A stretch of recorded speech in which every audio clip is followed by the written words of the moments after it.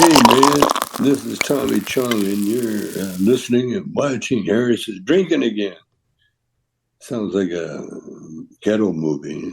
What's cracking, y'all? It's Lil Kelpie from the 1503, aka K-P.2, aka call me whatever you want, just don't call me broke. And I'm fucking with the Harris is Drinking Again podcast, one of the first podcasts or platforms to put me on. Y'all better stay following them, watching them. Stay tuned for more shit. Big things happening in the future.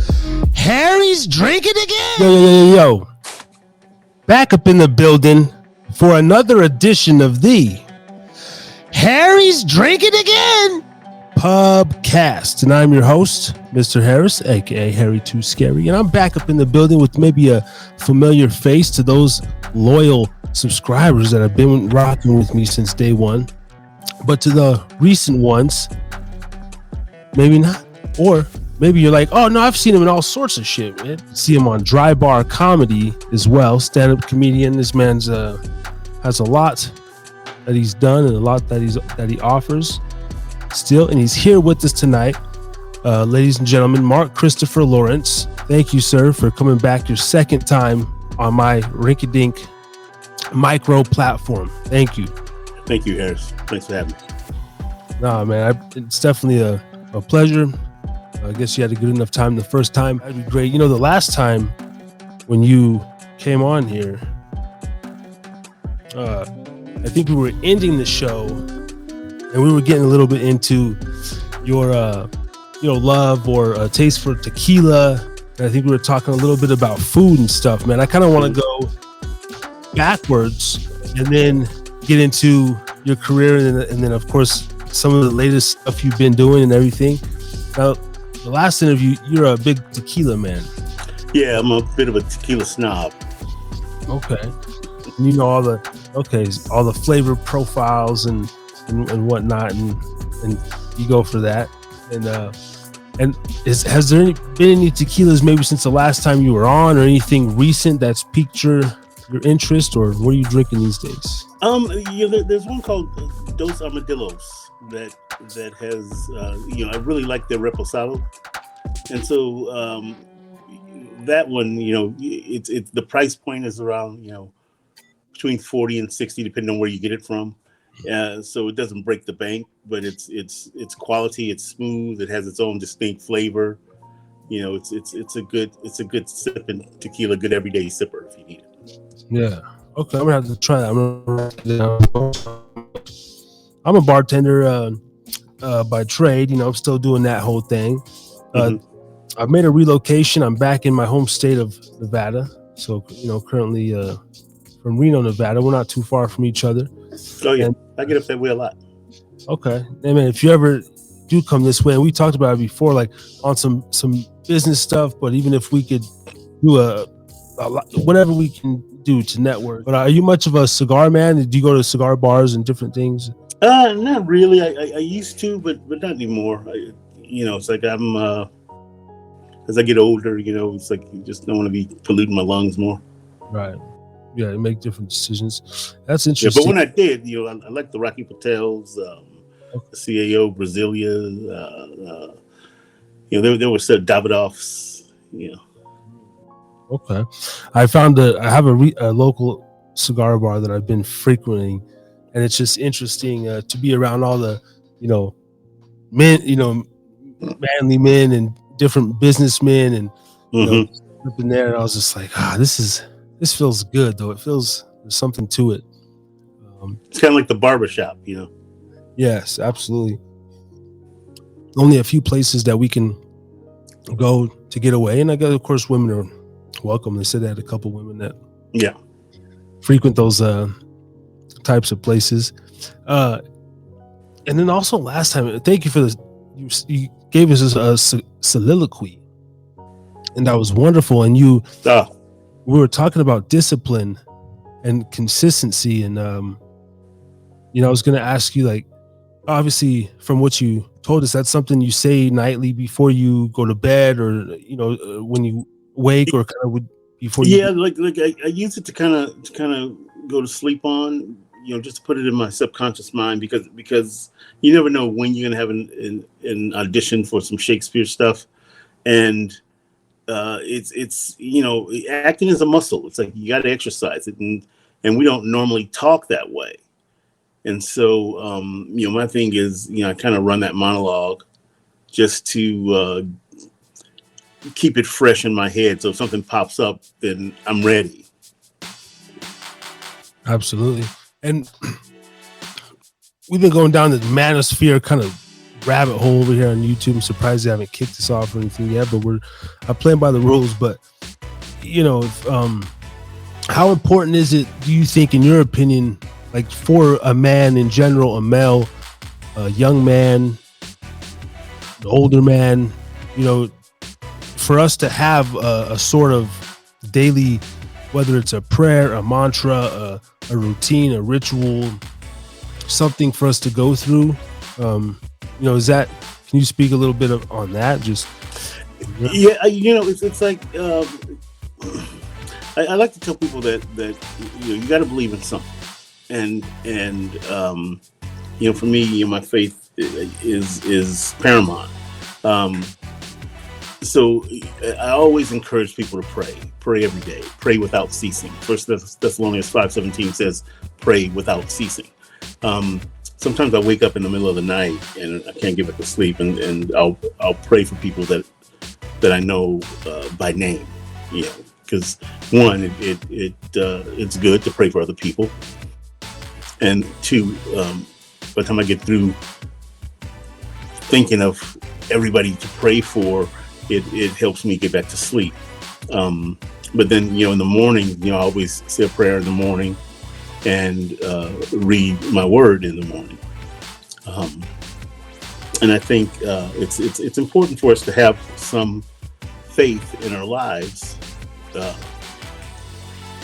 to help us when we're making decisions, because sometimes, we especially when we're younger, younger men make snap decisions without thinking sometimes. And, the Holy Spirit is in us to help us make decisions. Sometimes we don't listen to him, and that's when we get into trouble. I know I do. I'm sure it's a struggle for you to stay on that path. There's sometimes you wake up, or you may not want. A lot of it is doing something that you don't want maybe always to do, but you stay on it because there's a better outcome on the other side. I wouldn't say that not wanting to do it. I think that you do something 21 days in a row, it becomes habit. So then you continue to do it. And for me, it's not that I don't want to. It's like sometimes we'll find an excuse not to. I'm too tired to do it tonight. I'm too whatever. But if you look at people around you and within your family and your friends, everybody has needs, and so there's always someone you can pray for, even if it's just one person to pray for. Yeah, and that's something that's been instilled in you since like pretty much a young child, or did you go through a battle with like trying to figure it out on your own? I guess obviously. Well, I grew up my mom was a single mom, and we grew up going to church. And when I got to college, there became a point where I decided, well, I don't have to go. And years later, I felt like there was something missing in my life, and I got back into it. And I think more importantly, I got back into the Word. Started reading the Word. I read it every day. If you look at my Insta, you'll see that I post scripture nearly every day, every single day. And sometimes, when I post and I read the word and I post it, sometimes it's for me, it's clearly God talking directly to me. And sometimes, it's for somebody else, it's like somebody else might see it and say, oh, I needed that today. Mm-hmm. How when you're first out on your own, we as men, we feel like, we don't need nobody. We can do this on our own. And then when those trials start hitting you, then, what do you do? How do you recover from it? And some people don't recover from trials, because they don't have anything to lean on to. And I tell people to cling to your faith. I don't necessarily have that faith in like the word, or I don't know necessarily what it means. I do in a sense, but I do believe in like something, right? Or a spirituality, a higher power. I have a hard time with titles, and this is something me and Ray have great debates about, and you guys would too. But is believing something enough, or do you believe at some point, like you have to, I guess what they would say, like submit or give in to, like you have to actually, accept the salvation in a way, like you. Well, Jesus Christ said, "Only believe."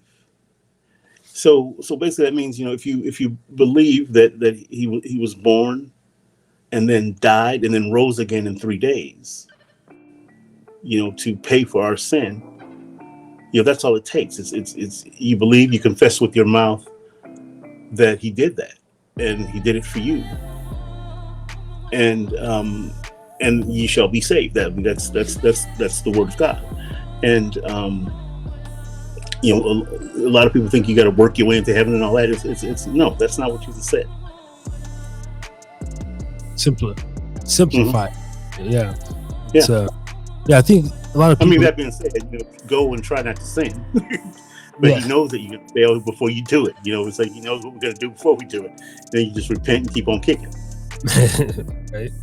I guess I can maintain with that. I've been doing that for a minute. It's that's crazy, man. Not crazy. It's great, but moving forward a little bit as far as your recent works, and because I think we talked, it was still 2022. So in the last 6 months, the beginning of this year, how have you been in general? I mean, how's your career? How's the rest of this year shaping up and out for you? And how are you just maneuvering through California? Of course, being a non-Californian, we're just hearing about craziness. How you moving, man? Yeah. Well, the year it's starting a little slow, but comedy wise, I'm busy and I'm auditioning and stuff. And I had one of the projects that I was working on. I think I can't remember exactly what month we spoke before, but in 22, I did 2 films and 2 commercials and 2 movies, a miniseries called Fragment Oblivion. And so that started playing last month on pureflix.com, and it's doing well, and I'm the lead in that, and it's my first sort of real kind of action kind of thing, and great cast. And then the 2 films were both Christmas films, and they'll both be out sometimes this November. One is called Lying Together. The other is Bringing Back Christmas. And Bringing Back Christmas, they were trying to get out for Christmas last year. But once they saw it, they decided to hold it for this year so they can get a wider release as opposed to a 10-screen release, something like that. And in the meantime, they're sending it to festivals and churches, and just start building up some momentum for it, for when it opens up, being put butts in the seats, at the theaters. And it's really, really a good film. There's a lot of funny stuff in it. There's a lot of heart, and you'll enjoy it. And Lying Together is basically the same thing. I'm a lead in that. I'm third lead in that. And it's funny. It's kind of a romantic comedy. And I play a pastor in that, and it's a lot of fun. So go see those films. I said I'm still looking over your films and credits, and I was gonna say, to me, just your look, and then us talking, it seems like you'd be great for one of these like Tyler Perry kind of black church, kind of like films that I can think of, or these holiday kind of, but those more mainstream, or just more, I don't necessarily like Tyler Perry films. I mean, they're a little okay, dude. It's like Yeah, what? he made $1 billion off him. Yeah, I did a thing for him at the end of 2020 called All the Queen's Men, and I played a very dramatic role in it, but they gave me some freedom to be funny. So there was some funny moments for me in it, and I did, I think, 4 episodes of the series, and I think one of them they didn't play it, but 3 of them I'm there. So I may end up coming back, or I'm not sure. We'll see. But I don't know. It's like over my career, it's like I haven't done a lot of Black Hollywood stuff. I've worked with Rusty Cundiff a lot. Part of it is we're good friends, and he knows that I'm solid, and that my work is going to be good. And then part of it is the casting people that cast a lot of that stuff have moved on. They're not there anymore, and so the new faces aren't really bringing me in. It's like me and another friend we're talking about how it's like we're kind of not in Black Hollywood, which is interesting to me. But I think I get enough mainstream work that I don't cry about it. could be a blessing too. Like, so essentially, what I'm hearing is like you're not typecasted. Is that what they call it? To where you have a plethora of different roles and that's seems that's like a definite. I mean, over the years, it's like I started when all the gangbanger movies were out and are coming out, and I played 1 drug dealer or 2 drug dealers, 1 pimp, yeah. and that's it. And my other career, the other part of my career is a variety of different characters, which is good. I didn't get sort of pigeonholed as the drug dealer or the pimp or the gangbanger or whatever. And I'm proud to say that I can fit any role given the opportunity. Yeah. And remember last time you were saying there's not necessarily, you won't turn down a role necessarily based off of your belief or faith or anything, but what is your I don't know if I asked you last time, but do you have an all-time, saying if someone came to you tonight and gave you the budget, gave you the absolute, hey, go get your Oscar, go get your Emmy, like what do you have a vision, or do you kind of have something like that in your head still at this point, or was there ever a like, this is my ultimate? Yeah, I don't know that I chase accolades.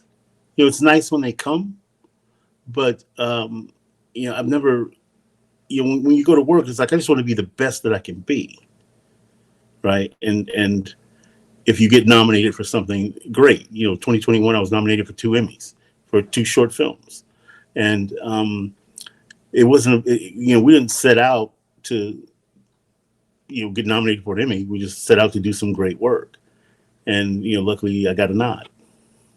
Yeah. Is there, taking away the accolades, is there just maybe some sort of influential role, or just a specific character or anything? I think because I feel like I'm a better dramatic actor than I am a comedic actor. The comedy comes easy, and I get cast that way a lot. Yeah. And I feel like I have to convince people that that I'm a good dramatic actor. And, and I think one thing about the producers from Tyler Perry's All the Queen's Men, they said that they knew I'd be great in that role. And then Bringing Back Christmas, they hadn't met me, and I read on Zoom, and they hired me, and they're really happy with the way it came out. So, so for me, I think I would like to do something very heavy, very dark character.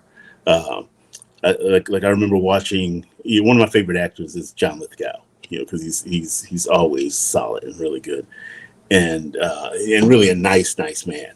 And there was an arc that he did on Dexter. And when you first see him, he's this really sweet guy bringing this lady her dog back. and then they cut to another scene, and they cut back to her house, and she's bleeding out in the tub. Okay. And so I think for me, it's like I want to play that kind of dark character so that people can see, the extreme opposites of the way I can work. Wow. Dang. Yeah, that would be, even just talking to you, man, I'd be like, dang, look at Mark. Oh, man, he's not himself right now. He's getting into his character here, because that would be interesting. Well, and that's the thing. It's like you don't want to be yourself when you're doing it. Really, I think one of the best compliments I ever had was from a childhood friend who was our family friend for years. She came down here to see me in a play, Fences, and I played Gabriel. And her compliment was, every time you were on stage, I never saw you. And that was a great compliment. It's like I had fully immersed myself into this character. And this is a person that knew me since like 10, 11 years old. So for her to say she never saw me when I was on stage, that was great. It's like I've done my work. Yeah, almost. That's would be kind of terrifying almost too. Like you get so. I mean, if you were playing a creepy character, you'd be like, man. But yeah, I think that's the true art of it, right? The essence. A lot of people think, oh, I can act. I know for a damn, I couldn't in the sense that you're saying, like, nah, it really it's an art. You think that people can learn to act, or it's mostly like a born within sort of like, or is it just levels to it? I mean, I think there's two schools of thought that there are people that are born with a lot of natural talent, right? And then there are people who go and they train, and learn to be good technicians. They learn their craft and get better at it every time. And then the people with just pure natural talent, when they train, they get even better. And I remember being a young actor in a play, and this lead in this play, it was Summer Stock Theater, said to me something to the effect of, well, that's because you're not an actor yet. And there was an older lady in the cast, and so when this lady left the table, the older lady said to me, she said, you have a lot of great natural talent. She says, and you will be really, really good as you train. You'll get really good at this.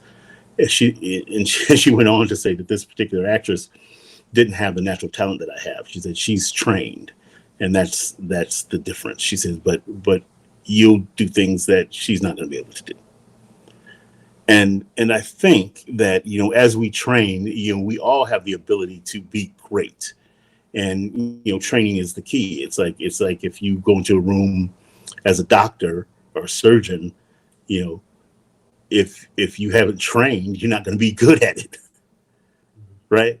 Yeah. So anything that's worth doing is worth training for. So yeah, people can train, and people can have natural talent, but natural talent is only going to take you so far if you're not trained. That's great. Yeah, same with any athletics. I'm thinking about myself right now, like, and even every week, I haven't stopped doing a live show a week since you came on. 66th week tonight, but when I see the actual like journalism, the real good interviewers and people with good shows, I'm like, all right, I gotta step up. Like, I probably should definitely do some more research. I need to read. I need to, if I'm going to give the best interview or want people to watch this, I really need to immerse myself in the guest also, pre and post. And so and I really wanted to do this, for the long haul.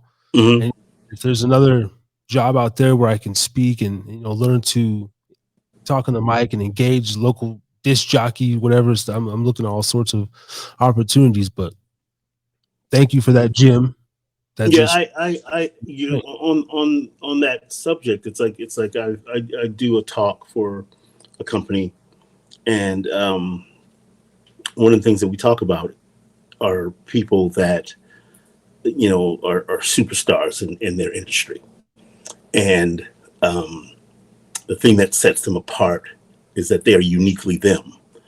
However, if you took a minute, 60 seconds, and wrote down the people that you admire in your industry, those people, and wrote down how many names you could think of that really grab your attention, and you start looking at, what is it about them that makes me put them on this list, and you watch the way they work, you are going to learn something from them, and in that, find your own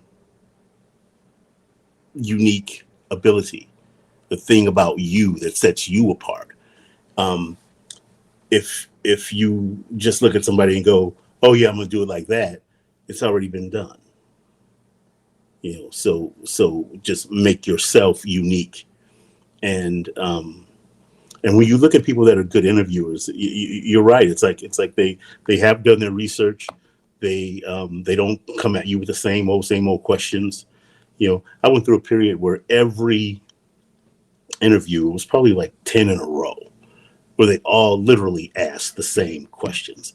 Maybe not in the same order, but it was the same questions. And it's always refreshing when I get into a conversation with someone who's interviewing me, as opposed to them saying, okay, these are the questions. Even though they may have written questions, they figure out a way to pose them without making it seem like they're just going down a list. So they make it a conversation. So we're having a conversation, and then these questions come up in the conversation. So yeah, I would encourage you to make a list of people that you admire, who have podcasts that you admire, and figure out what it is that they're doing, and how can you build some of that into what you do, and maintain your uniqueness. That's amazing. I appreciate that, because even my pauses and my ums, and I don't really write down questions. I'll just memorize them, but it's like real. I do like this conversation aspect. Yeah. It just kind of feels like, hey, we're bullshitting. And then, like, I grew up with a little speech impediment, whatever. I have a little Tourette syndrome, mild Tourette's, and I do a little, stutter step with words sometimes. But it's cool that, and I've heard someone else say this too, that they appreciate that sort of natural conversation, and that's what I want my show to be, is like a pubcast. You come in, you get a drink, you sit down, you unwind, put some music on. Right. We don't have any on at the moment, but because the jukebox is broken, I gotta go get some more quarters. But yeah, that's what I like to. Out of the, I guess you must do between the touring, stand up, movies, writing, doing podcasts like mine, larger, smaller, everything in between. I mean, out of 365 days a year, I mean, how many of those days are you literally being Mark Christopher? And and I guess that's weird, because you're every day of the year, but the promotion part, a podcast here, is it just literally every day? And then maybe that's why you're successful? Or? No, it's not every day. I mean, you have to take some time for yourself. You have to, self-care is important. So you got to take time for yourself. You have to reset your brain. You have to make sure you're doing those things to keep you mentally sound and physically sound. And for me, when I get that question a lot, how many days of the year am I working? Technically, I'm working every day. Every day I'm trying to do something. Although some days it's minimal. Excuse me. But then there are those times where you are focused on a project, so you have to do X, Y, and Z to help that project happen. And then you have those weeks or those months where there's a lot of that, and then you have some months of nothing. Mm-hmm. So when you have those months of nothing, I mean, it's kind of refreshing to go, I can kick back and chill for a minute. But then to be able to jump back in is exciting. Right. I mean, I like being busy because when I'm not, I tend to think too much about why I'm not busy. Why am I not busy? Yeah, definitely. Was that saying that devil's idle mind is the devil's playground, right? Facts. And Facts. I said I used to fish in Alaska when I was younger, Mhm. early 20s, and I was one of the younger guys in the boat, and so I'd always just sit there and listen to the older guys about their stories and and one of the jobs, because we were 16 hours a day and like packing fish and just doing kind of tedious jobs at a fast pace and everything, and I would just look around, and then one day I asked the guy, I said, bro, what do you think about when you're, and one guy literally was just like, what do you mean? I'm like, what do you think about when you're standing there and all this stuff and we're sitting here for 3-4 hours doing this? And the guy was like, nothing. And that like threw me off, because that was like the first time I really started to engage people. I said, wait. What do you mean nothing? Like he's like, I don't know. I'm like, well, like, I didn't even know how to process that, because how could you not think of something at all times of the day? Yeah. And he proceeded to explain to me that he was out. And I think I made him think, because he was like, I don't know. I just kind of space out and it's just like black and gray. And I'm like, what? I'm like, bro, I'm thinking of, 40 different things at this time and imagining this. And I would get so lost because you're removed from the world, miles out in the Bering Sea, and you just, you have no sense of time or day really. And so, I mean, sometimes I'd be lucid in the middle of the day, and so, and then no TV, no distraction. It was actually the best period of my life, and I needed that actually as a young man. That was my equivalent to either college or military or prison. Fishing in a freaking Alaska. Yeah. That. But yeah, so I love to hear people. It's funny. It's funny you say that. I got a scholarship from the Southern California Gas Company when I was in high school, and they gave me a summer job, the summer between the 11th and 12th grade, and then a summer between the 12th grade and college, and that was part of the scholarship. They gave me a cash scholarship, and then this job, this entry-level job, which paid great money, right? But it was boring. It was so boring. And I remember doing this job, and a couple of times people were getting like their 30-year gold watch or 40-year ring or whatever. And I was like, if I'm here in 30 years, I'll jump off this dock. And for some people, I mean, that job, I mean, as they moved up, they were making really, really good money, and it's a great living, but it was so mundane. It's like every day I did the same exact thing, and it just, first week I was just bored to death, and I would do it so fast that other workers would get mad at me. And they told me one day, hey, you got to slow down, because when you leave here this summer, they're going to expect us to work at that pace. And I was like, okay. Yeah. And like you said, I was like, wow. It's like, how do you do this and not think of ways to get out of here? Yeah. I can't imagine that. I was with my last company for 5 years. As far as bartending, I was an airport bartender. I'll say that now that I'm not there anymore. That was cool, just as far as the like when we talk about Joe jobs or just a job. And people say, oh, how do you like bartending? And I say, like everything's it's cool. It's cool. I mean, because it's something I can easily do day in, day out. Of course, we don't want to, but there's absolutely, I've done the warehouse, I've done the hard labor, blue collar, the retail, the forklift driving, everything in between.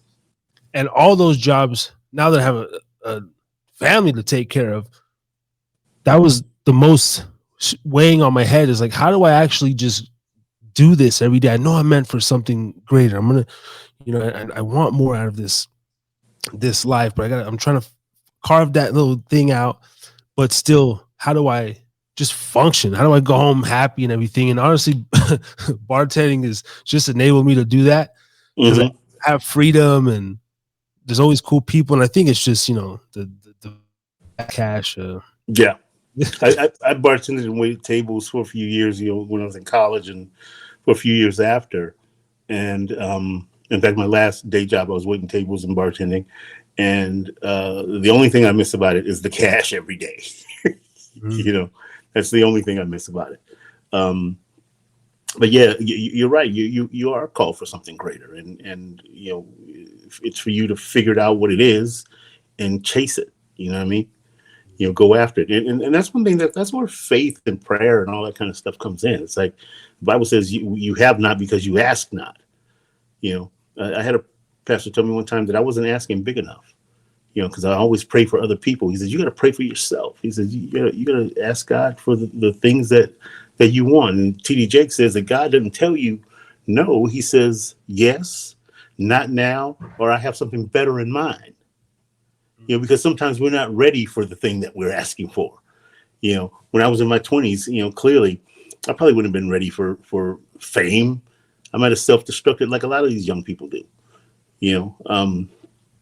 and so I've had a great career that's spanned 3 decades.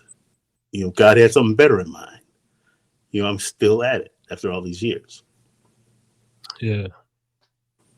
Man, is there something, what does it mean if say myself, like I get told this a lot and they say, man, if even Ray says it, he's like, bro, because he considers me like a golden, he's like, you're a golden child, bro.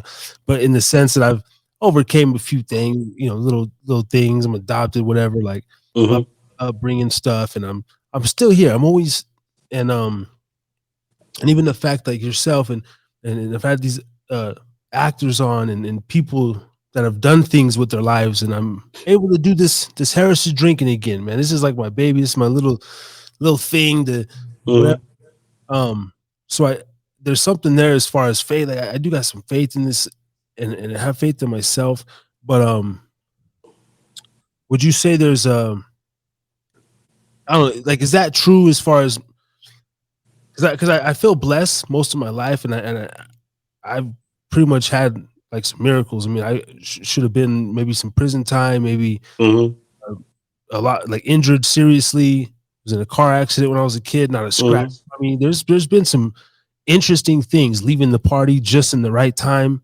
But I'm still that guy who, and I be honest about this, like I feel weird when I get down on my knees. Yeah. And I go to pray, and there's this like whatever frequency, negative kind of thing, and it's like in my head, it's like, don't be a bee, like get up, like what are you doing, like, and so is that Satan? I don't know. That's exactly who that is. Exactly. See, misery loves company. When Jesus comes back, bursting through the clouds, and people are going to heaven, Satan doesn't want to be in hell by himself. So he's going to tell you, don't be a bee, get up off your knees. And that's just that feeling. And if I submit to the gods, like if I push through that one, there really is that glory. Like it's like, man, what have you been waiting for? Sort of deal. Yeah. And here's the thing. It's like. You don't have to be all, oh, Heavenly Father, this blah blah blah blah blah blah. You just talk to God the way you talk to your friends. The way you would talk to your father. You talk to him that way. Just talk to him. He just wants to hear you talk to him and be grateful for those miracles that he's put into your life. See, he's looking at you and giving you opportunities. He's not done with you yet. You know what I mean? It's like all those things that car accident, that incident where you should have did some jail time. He didn't want that for you. So there's something more. I would say download on your phone like a YouVersion Bible and just start reading lesson plans. Just read, pick a 7-day lesson plan and start right there. What am I here for? Read something like that, and then just keep reading lesson plans. That's going to work you through the Bible, and I'm telling you, man, it's going to change your life. God is going to be talking to you when you're reading that stuff. And some of them, there's other pastors that do commentaries on the things.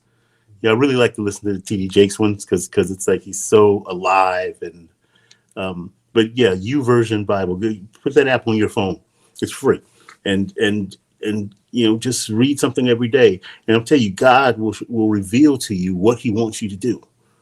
In His Word, He'll reveal it to you, and then tell Him that when you hit your knees, you want to just have that you time with Him. You don't want the devil in your ear.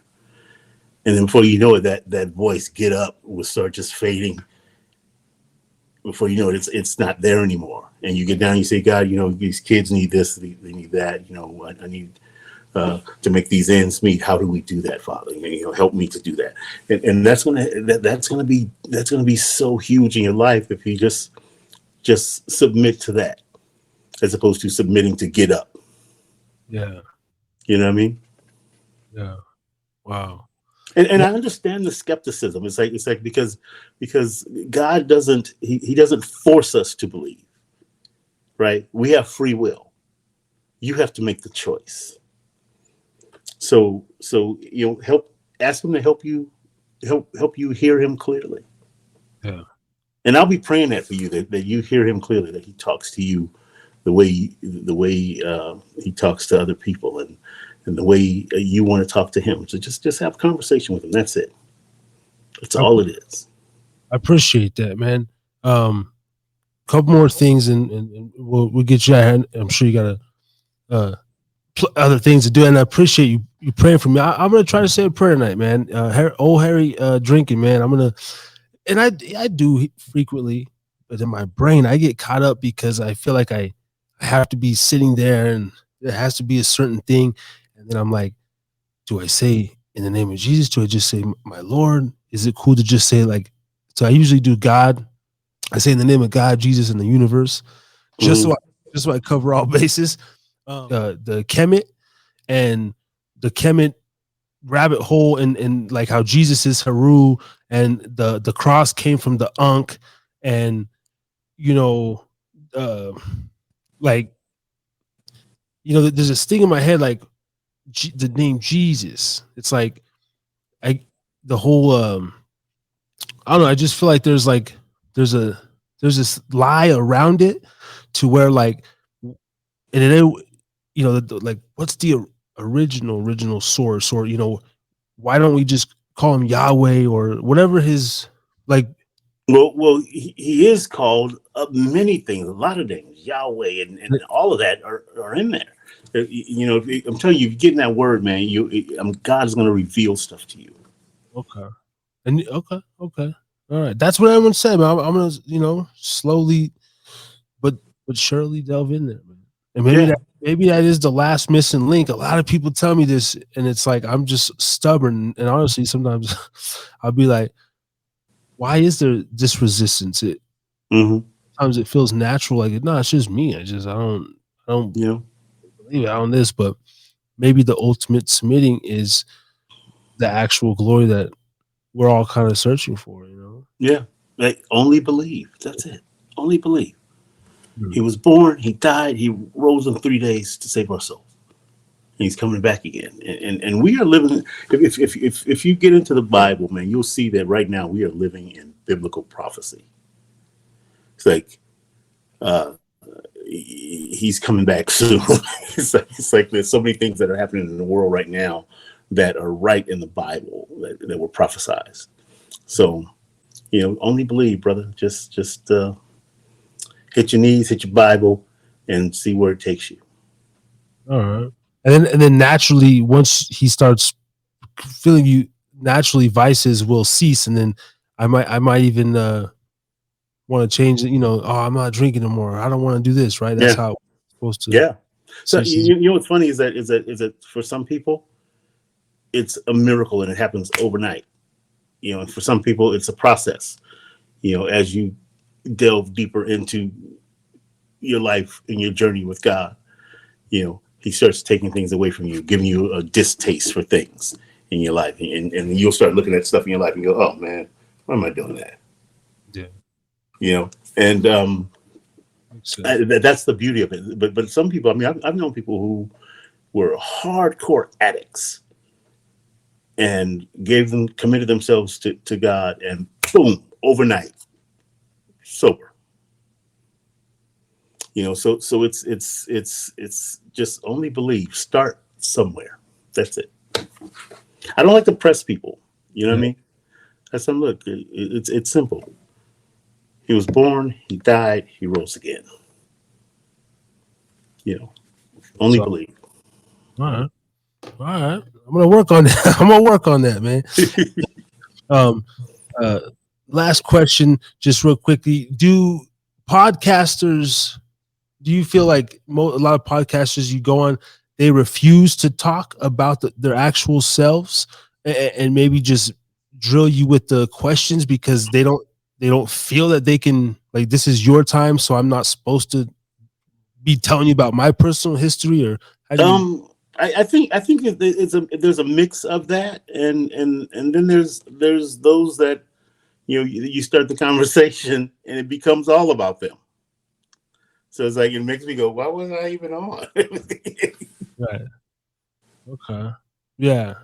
So it's just a mixture of yeah. like what, but you prefer the, like, real conversation, and then, you know, obviously keep it on your projects and things, but yeah. you don't mind. Well, like we're having a great conversation right now, right? And I like this because we're getting some of your questions answered, and I'm learning stuff about you, and you're learning about me, and that's the perfect conversation. Yeah. Dope, man. All right. Before and then I'm gonna just ask you one more. I'm gonna cut this, but I'm gonna ask you just one more time, like, do whatever plugs you would like to do, and then I'll do my outro, and then stop the, you know, recording, and then when are you going to air this? I'm thinking, I mean, to be honest, I'm not sure. I don't have a specific timeline. I mean, it lets you. I asked because then that'll inform, you know, what I should plug. Okay. Let's say within the next, I mean, I can be 2 weeks, or I can be, you know, a month out. Because I'm trying to stockpile a little bit of content right now. Okay. So I wanted to kind of sit on it for at least 2 or 3 weeks, and I really want to put some stuff in there that you brought up, and, you know, throw some different pictures up in there and stuff. Okay. So, and it was real cool because the first time you came on, that pretty much kicked off the podcast a lot, and then, like, that same night, I got a message, and then some guy got this other kid out there in California that was going viral, Little Kelpie, and he, like, came on the podcast that night, and then, like, you two together fucking, or excuse my language, like boost the views, and, you know, just did so much. And then we started getting you know, Larry and different people. So thank you, because you were, like, literally the first guy, like, name and, you know, actor and man of substance. So that's really awesome. And I appreciate you coming back on and enjoying the conversation. So, well, I appreciate you having me. Absolutely. You know, hopefully your fans will go follow me on Instagram or something. Hey, yours too, man. Yours too. You got more than me now. But I'm gonna do everything I can. I'm gonna hit all the socials just harder. That's one thing I shy away from. I've even thought about getting a social media manager, or just finding some college kid at UNR to literally, that I can pay, like, bro, I'll give you $50 a week, whatever, you know, $100 a month. Like, I'll buy you pizza. Just keep it rolling, because I can't keep. Like today, it's a lot. It's a lot. I've been like having different people help me out from time to time, just because it's a lot especially when I'm busy. Yeah, keeping them updated, and it's kind of weird in this space because I don't generally care about the news. I don't really care what's trending, so it's been hard even with my live show lately. It's like, dang, I really don't want to talk about anything that's in the news. So right, because it's all depressing. Yeah, but let's see, we got 50. We're at the 54. So yes, Mr. Mark Christopher Lawrence, MCL, please plug anything that you got coming up in the next couple of months, anything at all in the world. Definitely your Instagram, so people can go follow you, guys. Yes, we're doing clean shows, clean comedy at Mic Drop Comedy in San Diego, June 15th, September 14th, and December 14th. Those are going to be shows that I'm going to produce and host and bring in some of the funniest people that I know that are clean to do shows. If in the show will go on, even if I book like a movie or something, I'll replace myself with somebody that's really funny. But June 15th, September 14th, December 14th, Mic Drop Comedy San Diego, Mic Drop ComedySD.com. You can get tickets. Come and check it out. Okay, excellent. And I do apologize, because I dropped one F-bomb just a minute ago. It's all right. Other than that, it's been a pretty clean show, dry show tonight. Now, what's cool is, though, I do appreciate that I can have someone like yourself on. I have the Samsung TV, comes with the phone, and they actually have a dry bar like comedy channel. Oh, wow. On this TV? Yeah, and it's 24/7. And yeah. I look often because I'm like, I'll go like, if you haven't seen you in there yet, but I'm sure they put you in rotation and just wait one day. And anyway, I appreciate. You could probably search for me in there. Okay. Probably go in there and just go to the search bar, put my name in, and my special will come up. Okay, I didn't even think. Okay. Yeah. Absolutely. Yeah. It's called Clean Outta Compton. Mark Christopher Lawrence, Clean Outta Compton. Okay. I've watched some on YouTube. Yeah. Your the belly button and the butter fountain and stuff like that. And I'm like, and you get very animated. I'm like, cool, but it's nice to be able to watch something with my son, or if my son's in the room, I don't have to turn ears, because I've had to be monitoring some of the YouTube shorts, and then it's mostly these games, but then every once in a while I hear this crazy music coming out of the. I'm like, what are you listening? Yeah, my mom's birthday was yesterday. She's turned 84. So my little great nephew, we all went out to dinner, and then we went back to her house, and he was playing some game, and then all of a sudden he jumped, and I heard this kind of eerie music and this, and I said, what was that? And then he quickly changed what he was watching. I said, put it back. I want to see what you were watching.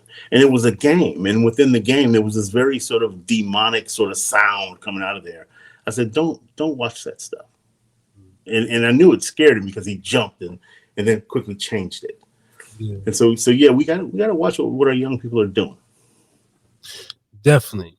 Absolutely.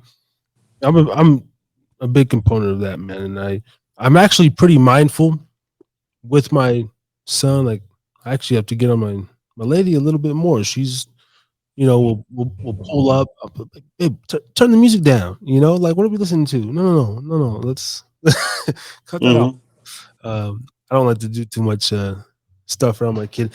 But I know last time also, Wise Guys, Salt Lake. I'm not there anymore. If you ever come up to the Reno area or Sacramento, hey, definitely Sacramento. Yeah. Myself for sure, but I don't know. Are some of your shows? Can you have kids there? Is it all ages? I would assume, or depends on where I'm playing. Like clubs where they're still serving alcohol, probably not. Right. Churches, I do a lot of churches, so churches definitely. Sacramento, I usually get up there to Laughs Unlimited. I've been hitting her up, trying to get back up there. the Reno area. Sometimes I work for Wayne over at the Reno Tahoe Comedy Club. But I come up there a lot just to hang because my buddy Court, he opened Legends Bay Casino in Reno, and he's a part owner there and part owner of Fandango in Carson City. So I may be there at Fandango for their Rib Fest that's coming up. You should go to that Rib Fest, man. They have like 4 or 5 vendors that are award-winning ribs, and the last time I went, I was like, "Woo!" Yeah, is it different from the actual rib cook-off? It's yeah. Okay. Yeah. When it's Fandango, it's called Rib Fest. You're in Reno. Okay. And that's in Carson City. Carson City. Okay. Yeah. I'll probably be there. Yeah. Hell yeah, man. Anytime you're up this way, I'd like to. I'll let you know. Hang out, and definitely I would love to support you. Though more importantly, I'll buy some tickets to your show and come support and come hang out, man. Cool, man. And then on the back end, I really think you and Ray should do something. Just the way you're speaking and the way his vision is. I think it would be really awesome, and then just for you guys to grow on that. Yeah, tell them to email me and let's get something on the books. Oh yeah, sounds good, man. Mr. Mark Christopher Lawrence, I appreciate you so much, sir. I hope you have a good rest of your night and the rest of your weekend, because it's starting now. So TGIF. I appreciate you, Harris, and know that I will be praying for you. You go to the top of my prayer list. Hey, that means a lot, man. I definitely appreciate it, man. All right. Well, until next time, hopefully there is a third time. And, stay up, stay blessed. Anytime. Let's do it around. Let's do it around November so we can plug Bringing Back Christmas. Maybe I'll even have a clip that you can probably play by then. Okay. That'll be awesome. I'm still going to be going the consistency, and I can't wait to see what the channel is by then. So. Awesome. Alrighty, sir. Take care of yourself. Thank you. Good night. All right, ladies and gentlemen, Mr. Mark Christopher Lawrence.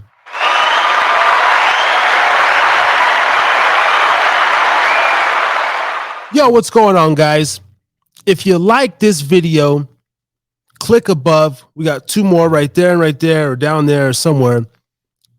Hit that subscribe button. Stay tuned for more content. We got amazing interviews like the one you've just seen or the clip you just seen. I don't know what you watch because I put this behind the end of every video. So stay tuned, hit that like, subscribe. Harry's drinking again. It goes up.